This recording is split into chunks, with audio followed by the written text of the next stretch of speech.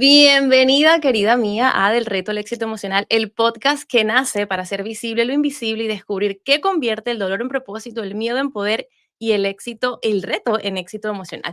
Mira, esto no es solo un podcast, es un estudio social que a través de 100 entrevistas busca visibilizar los retos invisibles que tú y yo vivimos y que las mujeres ambiciosas experimentan cuando decidimos ir por más. Yo soy Andreina Figuera, tu host, y bueno, hoy tengo el honor de conversar con una mujer que ha acompañado a cientos de personas en su camino hacia el bienestar, pero también ha vivido su propio proceso de transformación profunda. Ella es Mayrelis Hoyer, psicóloga, coach y especialista en bienestar organizacional con más de 15 años de experiencia impactando vidas en América Latina y Estados Unidos. Pero mira, más allá de su trayectoria profesional, hoy está aquí para hablar no solo de lo que hace, que es súper importante, sino también de lo que ha sentido y aprendido mientras transforma retos personales, como por ejemplo su diagnóstico de lupus, en un camino de propósito, autocuidado y autocompasión. Yo estoy no feliz, sino lo siguiente, de tenerla hoy aquí con nosotras. Bienvenida del Reto al Éxito Emocional. ¿Cómo estás? Bella. Bien, muchísimas gracias. Qué bella. Gracias por esa intro, gracias por la invitación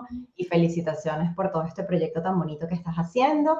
Y bueno, y vamos a sumar, esperemos sumar hoy mucho con lo que vamos a hablar, con nuestra conversación, vidas de muchas mujeres, herramientas, historias y especialmente que no se sientan solas en sus retos. Amén, gracias, May. Cuando supe de ti, te conocí a través de Paula, que nos hizo esta conexión, y conocí de tu historia, empecé a seguirte, a ver información sobre ti, me inspiró un montón. Y cada vez que te veo por los stories compartiendo información, compartiendo tu historia, que siempre es comparte de forma muy profesional, pero también muy vulnerable, me inspiras.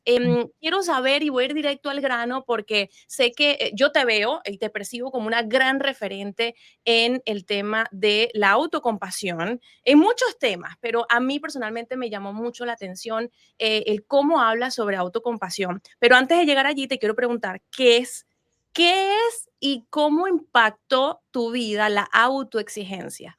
Wow. Bueno, y la impactó grandemente, la impactó en una gran medida porque en algún momento comprendí, o mejor dicho, mi cuerpo me llevó a comprender que no era desde ahí que yo podía, tenía, debía seguir viviendo, ¿no? Seguirme relacionando, seguir operando. La autoexigencia vino, bueno, de mi historia, como vienen todas nuestras creencias, ¿no? Vamos haciendo asociaciones a lo largo de nuestra vida por lo que vamos escuchando desde que somos muy pequeñas, ¿no? Desde lo que vamos viviendo, lo que vamos viendo. Y en mi caso, se me repitió mucho que yo era muy fuerte, que yo era súper fuerte, que yo era la más fuerte de los tres hermanos, que yo podía con todo, que yo, de hecho, asumí muchos roles en casa que no me correspondían a una edad que no tenía la madurez para hacerlo tampoco, no tenía los recursos para hacerlo, pero bueno, pero me tocó, ¿no? Como esas cositas que nos van pasando a lo largo de nuestra vida y con la que por supuesto yo estoy reconciliada porque además entiendo que era parte de para estar donde estamos hoy, ¿no? Ahora, ¿qué pasa? Que mi cuerpo, en efecto, en algún momento ya me empezó a pasar factura, empezó a hablarme de manera bajita, con algunos síntomas, con algunas señales, hasta que finalmente, bueno, subió volumen y recibí un diagnóstico de una enfermedad autoinmune. En ese momento me dieron un pronóstico muy desfavorable, ¿no? Porque el diagnóstico es de lupus eritematoso sistémico, que es una enfermedad, bueno, tal como su nombre lo dice, sistémica, es decir, que en este caso puede atacar cualquier célula de mi cuerpo, incluyendo órganos vitales, ¿ya? Corazón, pulmón, riñones, cerebro, ¿no? Y claro, yo comprendí, y respondiendo a tu pregunta, yo comprendí que, obvio, yo quería sanar, yo por supuesto que no quería que mi vida terminase ahí, pero dije, a ver, sí, yo quiero conocer y quiero entender qué me va a llevar a sanar, pero primero tengo que comprender por qué enfermé, qué me llevó a enfermar. Y yo siento que en gran parte, y la autoexigencia, la autocrítica, que es como yo la llamo, tiene muchas caras, tiene muchas formas de verse. En mi caso era así, llevar mi cuerpo al límite, en efecto demostrar que sí podía con todo, que era sumamente fuerte, que nada me quebraba. ¿Qué hacías? ¿Con qué? ¿Qué era todo eso? Me gustaría como un poco ilustrar a la audiencia para que de repente si se ven haciendo tanto, ¿qué hacías? ¿Qué te llevabas a hacer tantas cosas? Sí, bueno, por ejemplo, desde muy pequeña, como te comentaba, yo desempeñé roles que no me correspondían en casa, escuchar conversaciones de adultas. Mis padres tuvieron un divorcio muy difícil y yo era la del medio, ¿no? Pero por mis características, por las características, como te digo, de personalidad que decían, bueno, digamos, y que yo escuché que yo tenía, entonces era yo como la que trataba de ser la mediadora, ¿no? Entre esas conversaciones muy complejas, entre esas discusiones, sí, muy difíciles, muy dolorosas. Incluso asumí un rol de tratar de proteger a mi hermano menor para que no se enterara como mucho de lo que estaba pasando a su alrededor, y eso me llevó, sí, incluso a desempeñar prácticamente un rol, a maternar también desde un lugar que, insisto, y desde una edad que no correspondía, la administración de mi casa, o sea, eso a una temprana edad.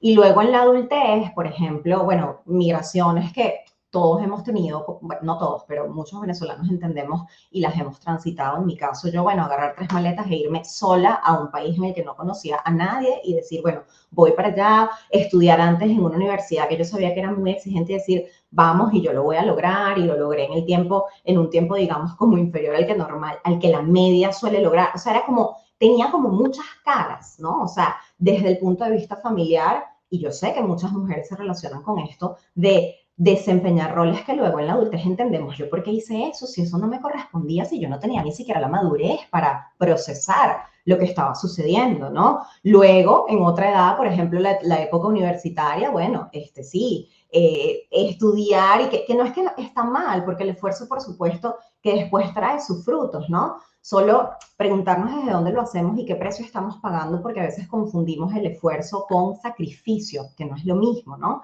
Y bueno, y en mi adultez, como te digo, agarrar incluso maletas e irme a un país sola y decir, bueno, voy a migrar, que entiendo nuevamente, muchas personas hemos tenido que hacerlo por circunstancias de vida, de país, etcétera.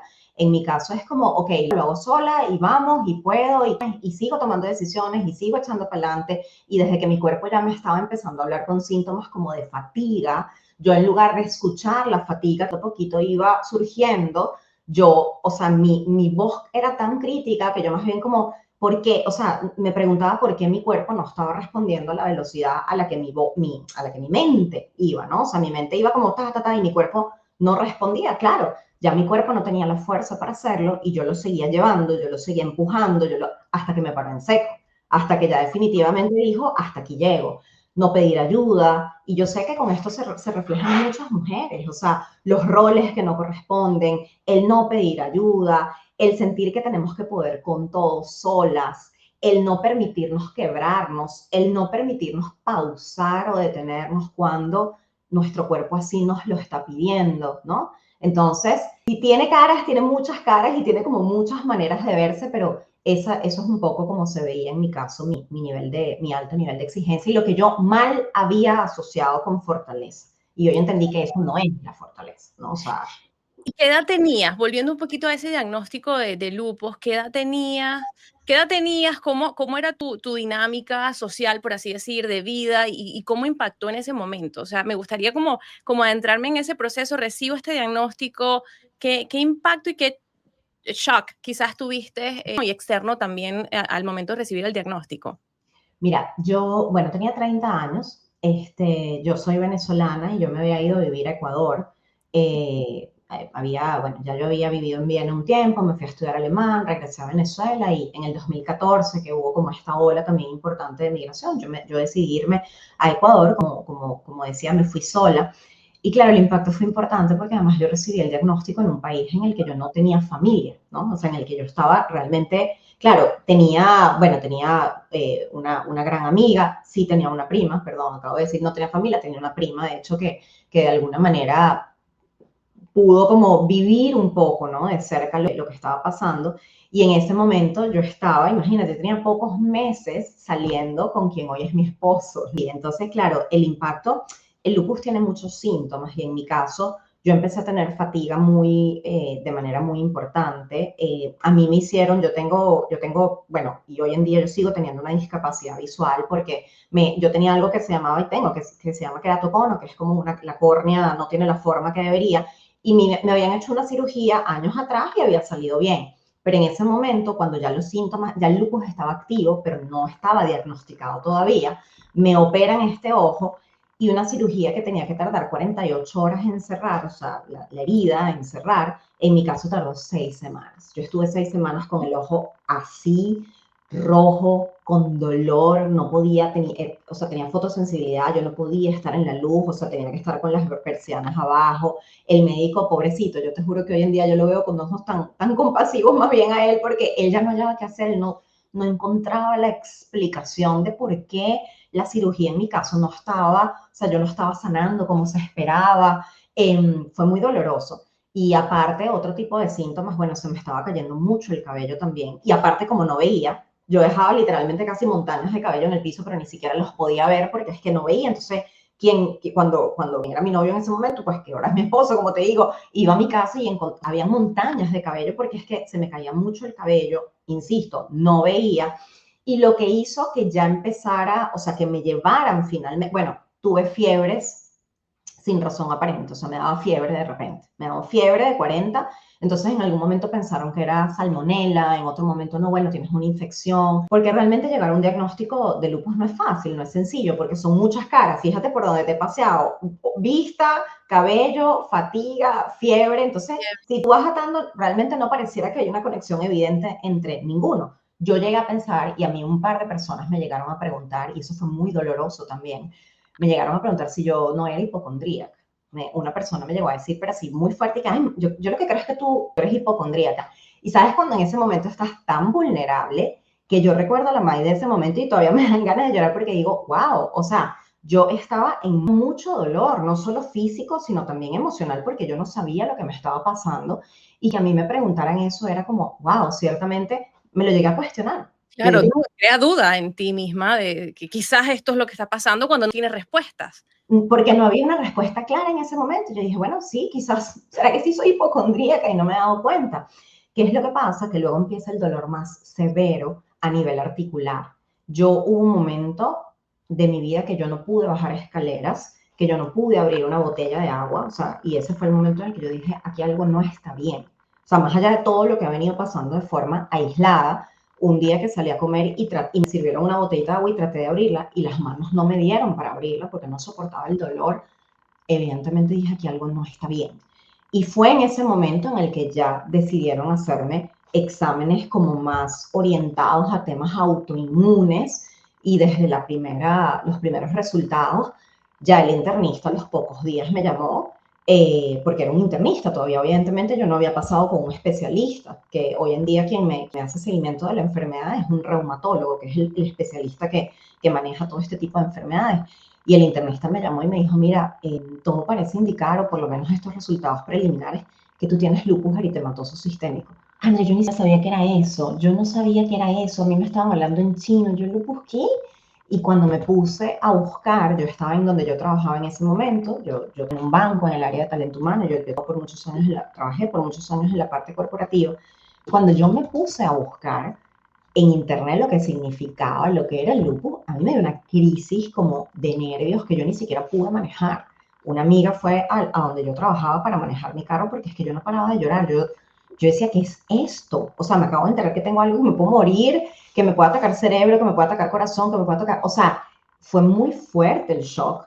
Y los días posteriores, por supuesto que fueron más dolorosos porque además cuando ya me siguen haciendo muchos exámenes, y en efecto lo confirman y me dicen, sí, es esto, el primer médico, el pronóstico que me dio fue muy desfavorable. Entonces, yo literalmente me acostaba a dormir y a veces me despertaba en la madrugada llorando. O sea, sin darme cuenta. Yo me despertaba y yo tenía como la carita mojada así porque yo estaba llorando, porque claro, yo no sabía si iba a despertar al día siguiente. Yo decía, dígame si me ataca en la noche, que quizás era claro, evidentemente había un pensamiento ahí, por supuesto, muy catastrófico, pero bueno, porque tenía motivos también para tener el temor, ¿no? Pero bueno, yo creo que ahí empezó un camino después de todo este miedo, después de todo este shock, después sí, de mucha tristeza también, despertando y decía, oye, ¿y si mañana no amanezco? Y sí, o sea, un día me acuerdo que me empezó a doler la cabeza y en verdad parecía que era un tema más de conjuntivitis, pero me empezó a doler la cabeza y yo le escribo a la doctora y me dijo, ándate a emergencia porque te está atacando el cerebro. Pues yo tenía los valores muy alterados en sangre, muy alterados. Los valores estaban sumamente alterados, o sea, lo que significaba que realmente podía haber un ataque a un órgano vital en cualquier momento. Entonces, claro, es vivir con esa angustia de te duele un poquito el pecho y tú no piensas, no, es un airecito. No, no, es que me atacó pulmones. Me Puede atacó. ser una emergencia y esto puede ser vida o muerte. Exacto. Entonces, imagínate lo que se convirtieron para mí esos meses de, era vivir literalmente con mucho, mucho miedo. May, te escucho y wow, este episodio no se te trata de ti, no me quiero desviar, pero sí me toca teclas porque yo viví temas no similares, no con este tipo de diagnóstico, pero con otro. Y, y se tocaron temas en mi infancia de literalmente sentir a la muerte enfrente de mí, o justo eso que tú describes, lo ibas hablando y yo me sentía como se tocaban esos, como que triggers me, ¿sabes? De la infancia, de tú saber que te puedes dormir y no te puedes despertar. En mi caso, bueno, otro tipo de diagnóstico, pero cuento corto, mi presión llegaba, se iba al piso, yo literalmente podía dormida, mi llegaba a 3, o sea, yo pudiese a 5, yo pudiese morir mientras yo estaba durmiendo. Y me llama mucho la atención porque mencionas esto también. ¿Qué significado marcó para ti el enfrentarte a la muerte o el verla tan de cerca? ¿Qué relación tienes con la muerte y cómo te relacionas hoy con el poder vivir y el estar en este mundo? Lo que cambió en mí fue entender que, o sea, en mi caso, y fíjate que lo primero que me viene a la mente, y perdón que salte, pero es un poco para aterrizarte la idea, cuando llegó el COVID, yo estaba inmunosuprimida, porque parte del tratamiento del lupus es tomar como una especie de quimioterapia, ¿ok? En pastillas, que te tumba todas las defensas, te tumba todas las defensas, ¿ya? Cuando llega el COVID, yo estaba inmunosuprimida y yo no pude salir de mi casa por más de un año, yo lo tenía completamente prohibido. Y a la vez yo veía que muchas personas que estaban alrededor, sí, obviamente me cuidaban mucho porque yo era población vulnerable, pero una de las cosas que yo trataba de enseñarles o de compartir, porque no es que yo no soy nadie para enseñarles, pero de compartir o de hacerles reflexionar era, sí, yo tengo una condición, pero finalmente nadie está exento. O sea, no porque yo haya tenido la muerte, digamos, como se me haya sentado, como tú dices, en la mesa, todos, o sea, siempre digo, tú te puedes hoy comer una cereza se te queda la pepita de la cereza aquí y hasta ahí llegaste. O sea, es decir, cambió mi manera de verlo en el sentido de que realmente la muerte es parte de. Lo que pasa es que a mí se me sentó en la mesa, pero realmente la muerte de alguna manera, entonces lo que a mí sí me llevó a replantearme fue, si yo en efecto, si en efecto me quedara poco tiempo de vida o si en efecto hoy fuera mi último día de vida, estoy haciendo lo que realmente quiero hacer, estoy compartiendo con las personas que quiero compartir, estoy haciendo de mi día a día una vida plena. Y eso es lo que me llevó a replantearme definitivamente. Sí, yo también yo lo veo así, siento, a mí me pasó muy de buena edad, pero y eso marcó mi infancia, marcó el speed también con el que llevo mi vida, de no por ir más rápido, pero sí ir con intención en cómo quiero vivirla. Si yo hoy estoy aquí y hoy tengo la oportunidad de vivir, tengo el poder de escoger cómo quiero vivirla y escoger también cómo me quiero sentir. Así que sí, estoy súper de acuerdo contigo y comparto ese mismo feeling de que es ese como wake up call de, ok, esto está aquí, te puede pasar como tú dices con la pepita de cereza o saliste a la calle o en un carro, en un avión, pero que tenemos el poder de escoger cómo queremos vivir y lo tenemos todos absolutamente cada día de nuestras vidas.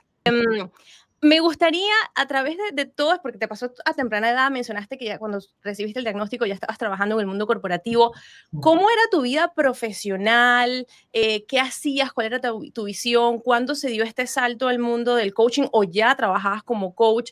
¿Dónde hubo, no sé, este punto, o sí en tu trabajo hubo un punto de conexión entre lo que tenías como un diagnóstico y una condición de vida y lo que decides entonces enseñar o acompañar o aportar desde un punto de vista profesional? ¿Cómo fue ese camino? No, tuvo todo que ver. Qué bonito que lo preguntas porque, a ver, siempre, yo desde los 13 años, yo sé que iba a ser psicóloga, ¿ok? Yo en el colegio, hace poco casualmente estaba con una amiga y ella me decía, es que yo me acuerdo que desde que éramos niñas, si alguien se, todo el mundo decía, no, no, no, no, no, anda a hablar con Mike, ella es la que va a saber qué decirte. Entonces, yo siempre digo, yo no sé qué les diría a esa edad, a los 13 años, pero al parecer siempre fui un alma, como tú sabes, un alma que no tenía que tenía otra edad diferente a la que tenía cronológicamente hablando, pero siempre supe que iba a ser psicóloga desde joven Pero también tuve en casa el ejemplo como de un papá que era muy corporativo, de viajes, de corbata, de maletín, y también me llamaba la atención. Entonces yo estudié psicología y me dediqué a la parte corporativa, a toda la gestión de talento humano, ya procesos de talento humano. Entonces, selección, desarrollo, acompañamiento de líderes, o sea, como todo el proceso, digamos, así, a nivel de talento humano, como de poco me fui volviendo consultora, etcétera. El salto bonito e importante que yo doy, digamos, bueno, toda la carrera había sido muy bonita, por supuesto, pero como lo uno a lo que me pasó, que me empecé a especializar en bienestar organizacional, ¿ya? Mm. Porque la consultoría, en efecto, me permitía acompañar a líderes, a colaboradores, pero yo entendí que si no tenemos salud, si no nos sentimos bien, no vamos a poder alcanzar nuestras metas, no vamos a poder ser productivos como queremos. Y me empecé a especializar en la parte de bienestar organizacional. Y de hecho, en el último trabajo corporativo que tuve, yo diseñé, implementé, o sea, creé un área de bienestar integral y de ahí empezó también, y esto fue obviamente no en el momento crítico de mi enfermedad, porque por supuesto en el momento crítico yo no estaba en condiciones, André. O sea, yo me sentía bien después de que yo ya, o sea, que los síntomas empezaron como a disminuir, que ya yo me sentía mejor, porque hubo una época en que me sentí muy, muy mal, entonces yo empecé a compartir desde otro lugar y acompañaba a líderes desde otro lugar, cómo trabajamos más en las emociones, cómo comprendemos que cada colaborador y que cada persona que trabaja en nuestro equipo es un mundo, cómo vamos a acompañarlos. Y me dediqué a la parte de bienestar. Y me especialicé porque en el momento en el que yo fui diagnosticada, y te digo, pasé por un momento muy, muy obviamente complejo desde el punto de vista emocional para negociar con esta posibilidad de morir, yo busqué apoyo en un coach, ¿ya? Y me fue muy bien. Yo creo fielmente que hay distintos tipos de espacios que podemos, y yo de joven fui a psicoanálisis, luego en otros momentos, y en ese momento el coaching a mí me ayudó mucho, ¿ya? Porque estaba muy, muy dolida y en ese momento no era mucho como, oye, era o sea, este coach me ayudó como a sacarme de, no, me voy a morir, me está pasando esto y es que me voy a morir, me duele aquí, entonces que ya me voy, o sea, entonces ella, o sea, como me sacudía mucho, como que no, o sea, tú no eres el lupus, porque yo todo era lupus, lupus, lupus, esto es lupus, esto. Y además que los médicos así, de alguna manera, yo hoy todavía, yo voy a un médico y le digo, no, voy a exagerar, pero es que me ha pasado. No, no voy a exagerar, de hecho esto es un caso real. Un día fui, hace un par de años, me duele la espalda, tengo un dolor de espalda, y yo sabía que era porque estaba pasando muchas horas sentadas, que era por postura. Ay, es que puede ser el lupus. Entonces todavía hasta el sol de hoy es como una sombra que está ahí se me parte una uña, ay, ese es el lupus, ese es el lupus. No. Entonces yo entendí emocional y físicamente hablando que no todo puede ser el lupus, que a ti te puede dar dolor de espalda, que mi dolor de espalda puede venir. Entonces el coaching me ayudó como mucho él me sacudía mucho, como no todo es el lupus, no te duele el estómago por el lupus, y me ayudó y dije, quiero hacer esta formación. Y me formé también, y entonces la experiencia corporativa, pues ya mi acompañamiento a líderes iba también más desde un punto de vista emocional. Y empecé a dar talleres, y empecé a dar charlas, y llegó la pandemia, y acompañé en duelos también, daba talleres y encuentros de los colaboradores en los que trabajo. Entonces hice un trabajo muy bonito, pero realmente el impulso que me llevó a hacer eso fue lo que me pasó a mí, lo que me llevó a Wow. hacer Me eso. has dicho tanto, quiero hablar de tantas cosas, May. Tú sabes que, mira, me llama mucho, me parece muy lindo que tú como psicóloga y también coach, ¿no? Resaltes la importancia de este trabajo.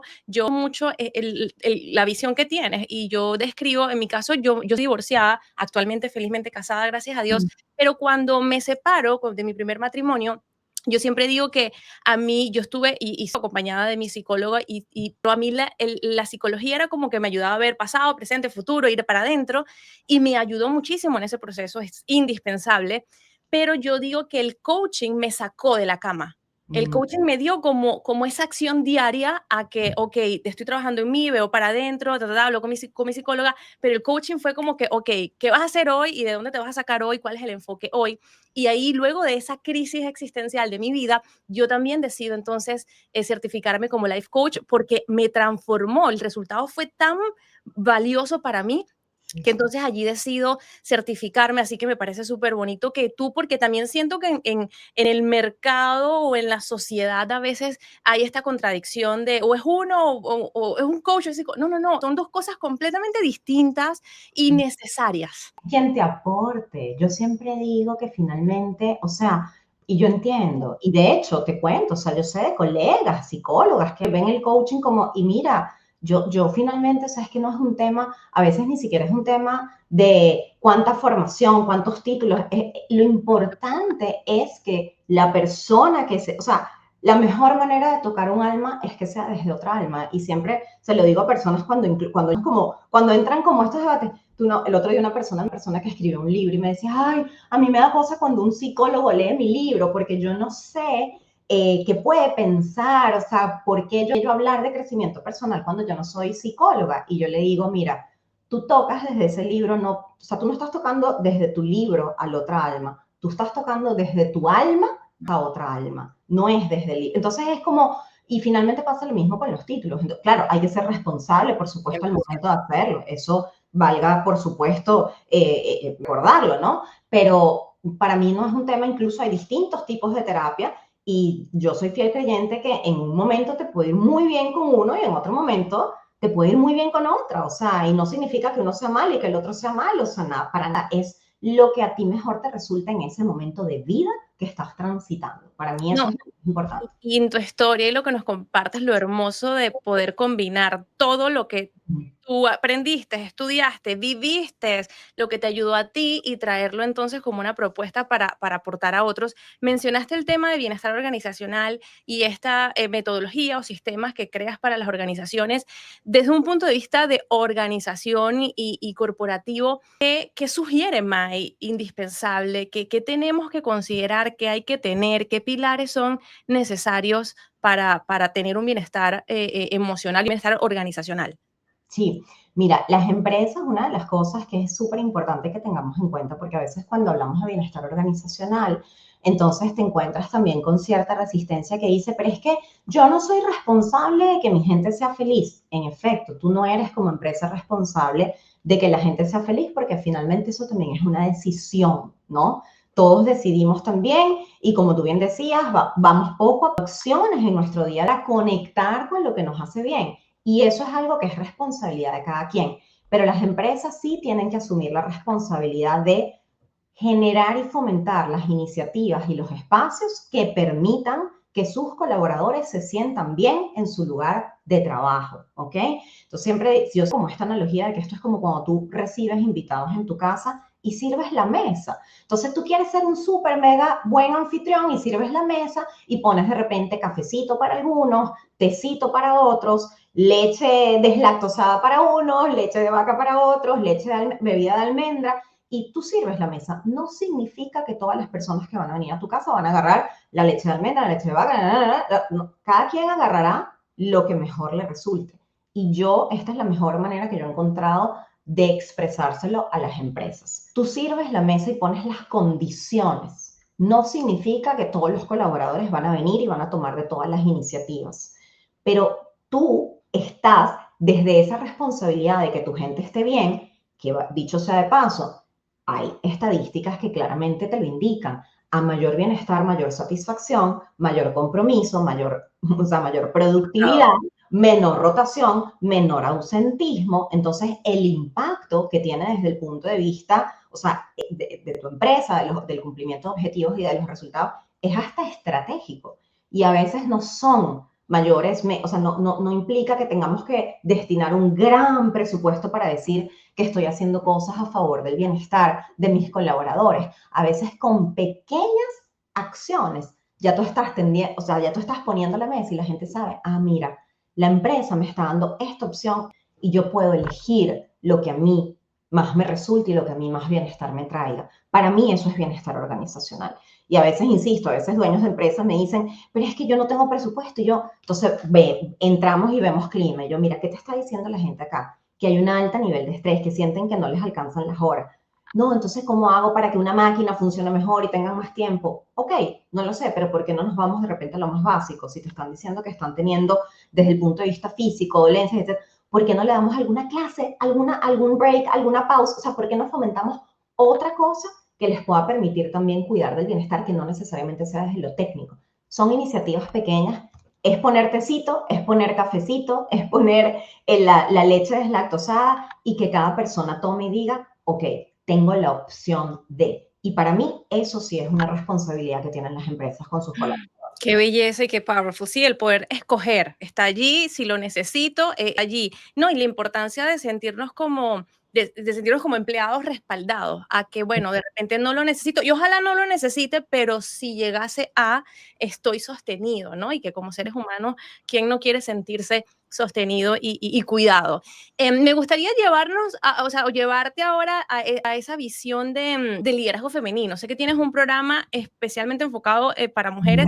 Háblanos de esa oferta, de eso que ese aporte que nos das, y me gustaría saber qué frenes tú encuentras como, no sé, quizás detonadores de estrés o de emociones no deseadas en el Mm, liderazgo femenino. Yo sé que tanto a mí como a mi audiencia nos va a encantar escuchar tu venga. visión y tu experiencia y el aporte que yo sé que tú ofreces a través de tus servicios y de tus programas. Me encanta la pregunta, André, porque fíjate, y tú lo debes vivir también desde el acompañamiento que tú brindas, ¿no? La vida, yo siento que la vida es como que nos va poniendo frente a nosotros personas que de una u otra manera tenemos ciertos dolores en común, ¿sí? Porque nuevamente es desde ahí que tú ayudas, es desde el alma sanada que puedes ayudar a sanar a otra alma. Y los años me han precisamente puesto frente a muchas mujeres que son altamente exigentes consigo mismas. Y no solo exigentes, son muy críticas, son muy duras. Ayer casualmente una mujer que yo admiro mucho, porque además yo me encanta trabajar con mujeres que yo las veo y yo digo, wow, eres un mujerón, o sea, tienes tanto por dar y te cuestionas tanto, te das tanto látigo. Y me decía, es que fracasé porque tomó una decisión a favor de su bienestar, que le estaba permitiendo cuidar de ella. Y a veces vemos que tomar decisiones que nos lleven a poner en pausa quizás un proyecto, que nos lleven a decir que no quizás a cierta formación en algún momento o a cierto proyecto. Entonces lo vemos quizás como, bueno, un fracaso o pude con esto. No, prioricé mi salud, prioricé mi bienestar, que es lo que me va a permitir seguir haciendo lo que estoy haciendo y eventualmente volver a retomar esto. Entonces, trabajo con muchas mujeres que son muy duras consigo, que se cuestionan, que dudan, que no terminan de tomar acción porque siempre están buscando el título que les falta. Por ejemplo, no, es que todavía me falta esto. No, es que no soy buena. No, es que todavía, yo todavía no estoy lista. Entonces, ¿pero por qué? Porque somos muy críticas, porque somos muy duras, porque nos exigimos mucho. Entonces, este programa que diseñé fue especialmente para mujeres porque en el día a día trabajo con mujeres y yo decía, ¿cómo integro no solo lo que ha sido mi vivencia, no solo lo que a mí me llevó a enfermar, sino lo que yo veo en el día a día? ¿Cómo integro todas estas historias, toda esta experiencia para llevar a muchas más mujeres a tomar acción desde la autocompasión y el autocuidado, a tomar decisiones que quizás han postergado, a tener conversaciones que quizás les ha dado temor tener a nivel personal o profesional, a terminar proyectos que de repente no han terminado por miedo a fracasar? Y hay una cosa que yo siempre les digo, a veces ni siquiera nos atrevemos a dar pasos, no solo por el miedo a fallar, que tenemos mucho miedo a fallar, sino porque sabemos que si las cosas no salen como esperamos, somos nosotras las primeras que nos vamos a caer encima por eso. Entonces, no es solo como que, bueno, es que si fallo ya yo sé que me voy a estar machacando y machacando y machacando y dándome, y le tenemos miedo a esa voz, porque ya Sí. la conocemos y ya sabemos lo dolorosa que puede ser. Sin contar, André, y porque me preguntaste también de la salud, que esto nos puede llevar a enfermar, porque el cuerpo, y esa es una de las cosas básicas que yo explico desde el primer módulo del programa, no sé si has escuchado hablar de la psiconeuroinmunología, Sí, sí, la relación entre esto, el sistema endocrino y el sistema inmunológico. El cuerpo no discrimina entre lo que piensa e imagina y lo que llamamos realidad. Y de si yo... hecho, vi una entrevista que tú tienes con una no me recuerdo su nombre, la tienes en tu canal de YouTube. Marianela Castés. Que sé que es referente en el área y me encantó. O sea, Sí. síguenos hablando, háblanos y danos contexto para quienes no sepan qué es la psiconeuroinmunología. La psiconeuroinmunología es la disciplina que ha comprobado que hay una relación directa del sistema nervioso, sistema endocrino, que es el responsable de la producción de las hormonas, incluyendo el cortisol, que es la hormona del estrés, y el sistema inmunológico.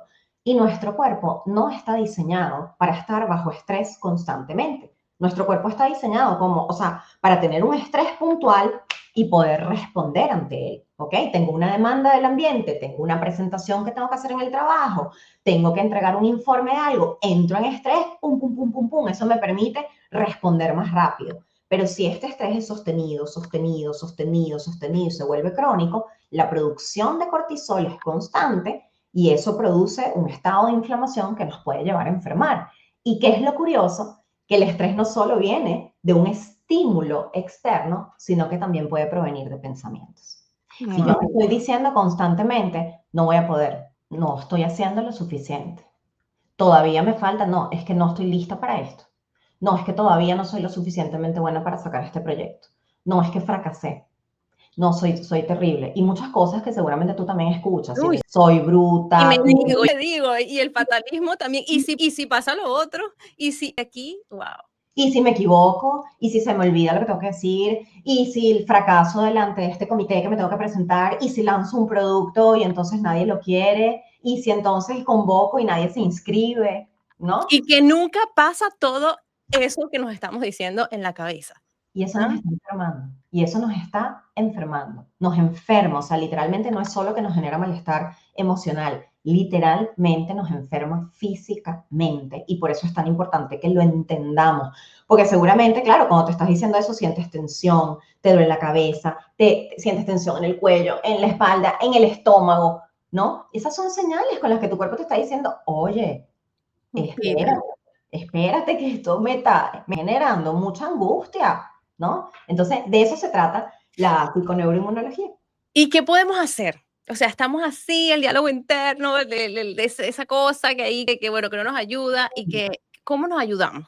¿Qué forma tú, qué herramientas nos puedes dar para, más allá de unirse a tus experiencias, de contactarte, de buscar tanto personas como tú, como profesionales que puedan dar, porque yo entiendo, reconozco y soy embajadora de la importancia de acompañarse, de dejarse acompañar y de dejarse ayudar, que lo hablaste hace un rato, del poder dejarnos ayudar. Yo, de hecho, también acompañando a mujeres y a mí misma, una de las cosas que a veces yo amo mucho y que yo me cuestiono también a diario es que a veces estamos queriendo, me gustaría tener más tiempo, me gustaría que las cosas, o me gustaría, y a veces ni siquiera nos dejamos ayudar. Me gustaría muchas cosas, pero me estoy dejando ayudar. Entonces, volviendo a ti, a lo que tú ofreces, ¿de qué forma podemos ayudarnos de forma cotidiana, más allá de, como decía, trabajar con personas como tú, que tienen las herramientas, la metodología para acompañar estos procesos de forma muy cotidiana? ¿Qué pudiésemos hacer para apoyarnos? Mira, justo cuando vas el espacio, tú decías que, bueno, que lo que has visto de lo que yo comparto, bueno, que sientes y has visto un poco, pues, lo que comparto en relación al tema de la autocompasión. Yo aprendí a cultivar autocompasión en mi vida sin saber, André, que eso era autocompasión. O sea, fue como poquito a poquito, así como llegué a la psiconeuroinmunología, honestamente, sin saber, yo le hablaba a mis órganos y le decía a mis pulmones, por favor, permítanme seguir respirando, a mis riñones, no me fallan. Fue como muy intuitivo y luego entendí que había una disciplina que en efecto avalaba eso que yo estaba haciendo. Y lo mismo me pasó con el concepto de la autocompasión.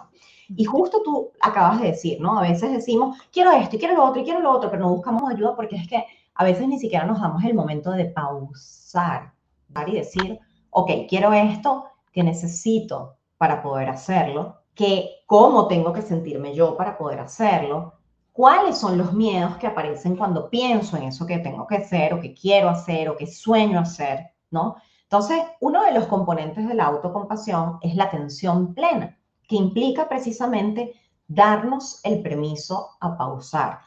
Y créeme que yo me lo repito o sea, constantemente, porque, a ver, yo también soy dueña de negocio, yo también sé que es difícil a veces pausar porque hay muchas cosas andando, muchos frentes abiertos al mismo tiempo, y es como, ok, ¿qué estás sintiendo?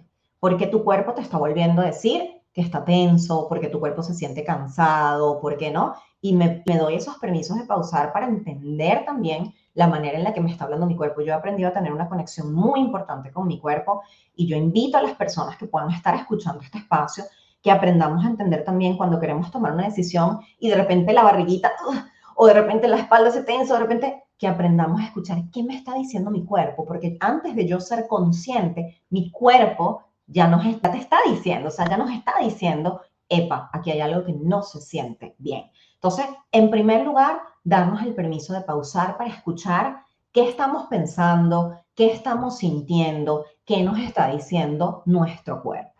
En segundo lugar, siempre hay una pregunta muy bonita que les invito a hacer, sí, que es el segundo componente también, es uno de los componentes de la autocompasión. Te estás tratando y te estás hablando con la misma amabilidad con la que le hablas o tratas a una persona que amas. Si tu hermana, si tu mamá, si tu hijo postulan para un cargo porque quieren esa promoción, porque sueñan con esa promoción, postulan a un trabajo o lanzan un proyecto y no sale como esperan. Le dices, es que porque es que eres bruto. Por supuesto que no se te iba a dar. ¿Ah? Jamás. O le dices, es que seguro que la pusiste, la embarraste, por no decir otra palabra, en la entrevista. Eso no se lo decimos a las personas que amamos. Porque a nosotros sí. Tú sabes la cantidad de mujeres sumamente inteligentes que han llegado a mí y me han dicho, es que estuve en esta entrevista y que soy una bruta, si supieras lo que dije. Y después las llaman y les dan el trabajo. Ay, Pero sí. ellas estuvieron diciendo, pero es que qué bruta, pero es que mira cómo lo dijiste, pero es que mira si nadie te va a llamar. Y terminan tú consiguiendo esas promociones y hacemos a nuestro cuerpo por ese cuerpo o de manera innecesaria. Entonces, pregúntate cuando te encuentres diciéndote cosas así que te están haciendo daño, pregúntate si tú le dirías eso a la persona que más amas en tu vida. Y si no se lo dirías, entonces rebobina la conversación y piensa qué palabras desde la empatía, desde el amor y desde la compasión les dirías, para que también entonces las apliques con tu propio diálogo. Y el último componente de la autocompasión es la humanidad compartida y ese es para mí mi Wow. componente. Lo amo ese componente. ¿Por qué? Porque a veces pensamos o sentimos generalmente que en esos desafíos estamos solas. Entonces, no me dieron el trabajo porque yo soy así. No me dieron la promoción porque es que, mira, yo soy, mira como ella es, pero yo no tengo eso. Yo no hablo de la manera, yo no me desenvuelvo bien, yo todavía no he desarrollado esto, yo no soy, a mí me falta. Y nos olvidamos que muchas veces, y de hecho dentro de esta humanidad compartida, yo hablo mucho de lo que es la comparación, porque me encuentro muchas veces a profesionales y a mujeres y a hombres también, ojo, ¿no? Lo que pasa es que las mujeres solemos ser más críticas con nosotros, pero no significa que los hombres no lo sean.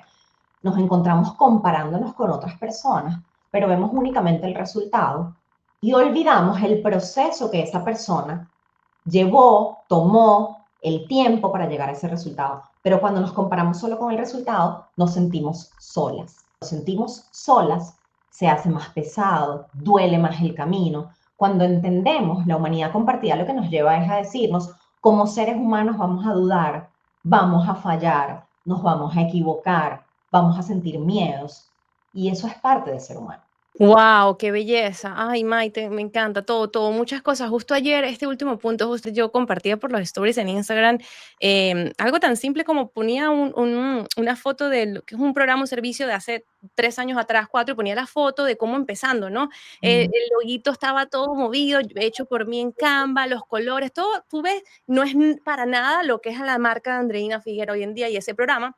Se pongo el antes y el ahora y puse el mensaje, no compares tu primer paso con quien ya tiene varios pasos andados. Y era justo ese, y a veces estamos viendo un resultado que nos lleva, como tú dices, a darnos látigos y es un proceso que yo pienso que a veces queriendo, yo soy y ojo chicas, o sea, esto no es que yo ya tengo 10 pasos, no, yo estoy cada día tratando de llevarme a disfrutar ese pasito a pasito, pero que a veces estamos tan enfocadas en adelantarnos los pasos que nos perdemos la magia de vivir el presente, de disfrutar incluso la magia de los pasos principiantes o de lo que sea que estés viviendo en tu momento.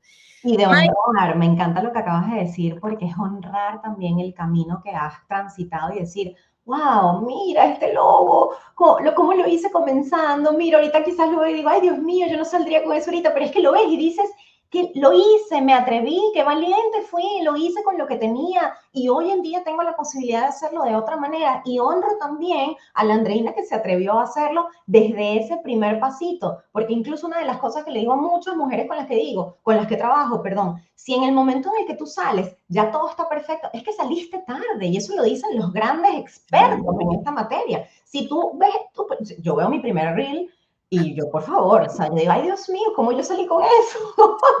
Pero lo honro, digo que te atreviste a hacerlo y no había edición y no había, y era yo hablando una cosa, o sea, pero digo, oye, lo hice, o sea, y es que así se comienza y eso hay que honrarlo también porque es parte del camino. Y usaste la palabra ambición y creo que también es importante que a veces cuando yo hablo de autocompasión, la gente piensa que autocompasión es como, ay, me quedo de brazos cruzados y pobrecita, y que pase lo que tenga que pasar. Y para nada, yo más bien veo que mientras más amables somos con nosotras, más nos atrevemos a dar pasos. Si tú eres dura contigo, no porque tengas el látigo en mano, vas a poder ser más ambiciosa y llegar a alcanzar los resultados que quieres, no, porque vas a sentir que eso te está persiguiendo.